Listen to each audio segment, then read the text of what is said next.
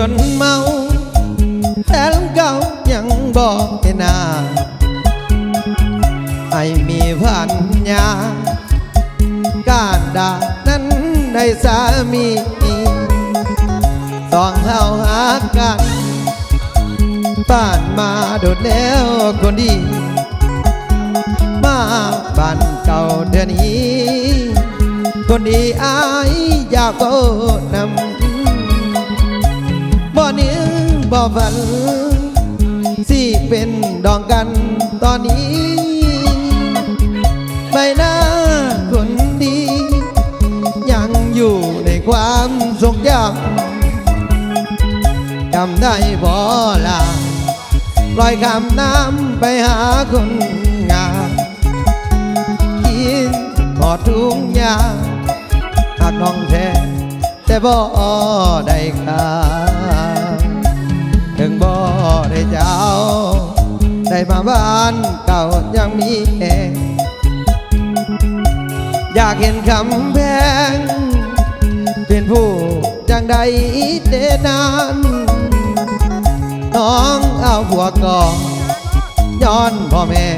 น้องให้แต่งงานบอกหักเขานานยังบ่ทันบอกเลยบ่มีอย่างไรไอ้ยังอยากมาทำข่าวที่ทอดหาเก่าสาวคนแรกที่หนึ่งในใจได้ลูกจากคนขอโทษอยากถามไว้ขอให้หัวใจมีแห่งสำนีก็เอา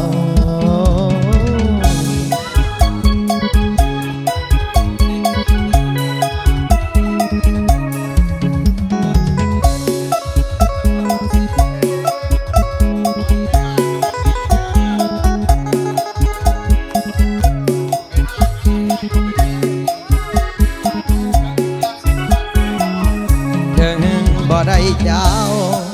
ได้มาบ้านก็ยังมีแห่อยากเห็นคำแพงเป็นผู้จังใดเดนานน้องเอาผัวก่อนย้อนพ่อแม่น้องไงแต่งงาน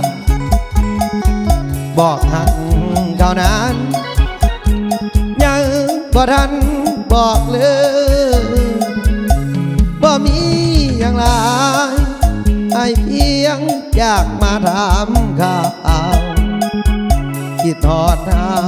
เก่าสาวคนแรกที่หนึ่งในใจได้ลูกจากคนขอโทษอยากถามไว้ขอให้หัวใจมีแห่งสำนีก็เอา